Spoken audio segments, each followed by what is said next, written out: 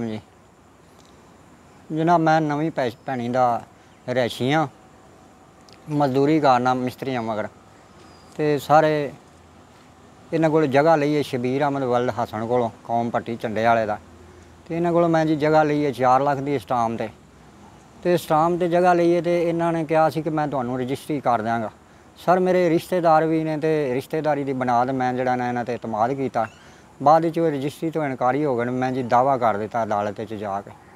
अदालत केस चलता सी पिया। तो ये 3-4 बारी अगे भी हथी पै ने बाल बच्चे। तो मैं मजदूरी के सिलसिले बाहर निकलिया होंदा। बाल बच्चे उन्होंने मार कुटाई की। पुलिस में असां जाके कहा इतलाह की दरखास्तां दित्तियां 1-5 तकालां भी कीतियां किसी ने गल नहीं सुनी। हुण जी 14 दिन पहले मेरे घर आए ने बंदे शबीर नाल इहदे 2 पुत्तर ने नाल इहदियां 2 नौहां ने नाल जज उर्फ जज्जू झंडे वाले दा झंडे वाला पट्टियां दा ते नाल जनाब ASI मोहम्मद यूसुफ थाना शरकपुर। इन्होंने जनाब आके ते घर का दरवाज़ा जड़ा जबरदस्ती तोड़िया। ये सर अंदर बड़े ने तो बीवी मेरी उठी वो बीमारी की हालत पई सी 5 महीने की प्रैगनेंट सी बच्चा होने वाला सी। वो जनाब गई है तो वो जाके ASI जड़ा ने उन्हें धक्का मारिया फर्श से गिर गई। उत्तों ये जोड़े मुलजम ने इन्होंने मार कुटाई शुरू कर दी है। लत्तां ते ठुड्डे ते मुक्के मारे ने जनाब। वो तकलीफ हो गई। असीं उन्होंने हॉस्पिटल जाके दाखिल करवा दिता।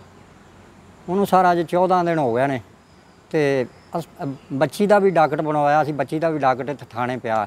ASI ने जनाब कोई इन्हों के खिलाफ कार्रवाई नहीं की। बल्कि कह रहा कि तुहाडे कोल जो हुंदा जिथे भी भज सकते हो तुसीं भज लो, तुहाडा कख ही नहीं बनना। जनाब 14 दिन हो गए ने तो उन्होंने हॉस्पिटल वालियां ने भी जड़ा ना जनाब मेरा कोई हल नहीं किया। कदी आंदे ने विच छुट्टियां आ गई ने 14-15 अगस्त की छुट्टी सी उदों 8-9 दिन हो गया सन हॉस्पिटल पई ने। अगों सर हुण एक विच आई हॉस्पिटल खुला एक दिन तो उन्हें एक दिन दे विच भी जड़ा ना उन्होंने कहा जी ब्लड का इंतजाम करो। सर असां ब्लड का इंतजाम किया। तरला मिन्नत मार के माड़ा बंदा मैं किसी का तरला लिया भी मैं पैसे भरन जोगा नहीं है। मजदूर बंदा मैं तो बच्चों की रोटी तो तंग हो गया घर बह गया। तो सर इन्होंने जड़ा ना नर्सा ने फिर कहा नहीं तेरा ऑपरेशन होना। कभी कुछ कहिंदियां कभी कुछ कहिंदियां। अगों जनाब 9-10 मरम दियां छुट्टियां आ गई। तो बीवी मेरी जी ना उनके अंदर जड़ा ना जहर फैलता जाता तो बड़ी हालत नाजुक है। अगे जनाब मेरे बच्चे का नुकसान हो गया, उसकी जिंदगी गई। बीवी मेरी जी ना वो भी जिंदगी की कशमकश तो जनाब मेहरबानी करके मेरी ये अपील है आला अफसरान अगे। कोई दरखास्त वगैरह तुसीं दित्ती? जी सर दरखास्त मैं 3 दरखास्तां दित्तियां ने। बच्ची की दरखास्त दी है, बीवी की भी दरखास्त दी। अगे भी जोड़े 1-2 वकूए इन्होंने किए वो भी दरखास्तां सर मैं दी। थाना शरकपुर और भी किते? जी थाना शरकपुर भी दी है, DP साहब ने भी दी है, तो DSP साहब के मार्क हो के आई है। तो उन्होंने जनाब मुंशियां ने टाइम दे दिता। उन्होंने कहा जी तुसां 21 तरीक नूं आउणा। मैं उन्होंने कहा मैं सर मेहरबानी करो मेरा उन्होंने बाकी का भी बाल बच्चा मार देना। वो डंडे सोटे लैके तो उत्ते मकान से बैठे ने छत पर। तो इन्होंने DSP के मुंशियां ने कॉल की। उन्होंने कहा भी तुहाडी तरीक है तो तुसीं इत्थे आओ। उन्होंने मुलजमान ने कहा शबीर अहमद ने उन्होंने कहा जी साड़ी फौतगी हो गई तो असीं उत्थे गए। मैं उन्होंने मुंशी ने कहा सर उन्होंने फौतगी नहीं हुई, वो मकान से डंडे सोटे लैके तो उत्ते छत पर बैठे ने। जबरदस्ती उन्होंने ASI निभाया यूसुफ ने। तो उन्होंने कोई गलबात नहीं सुनी।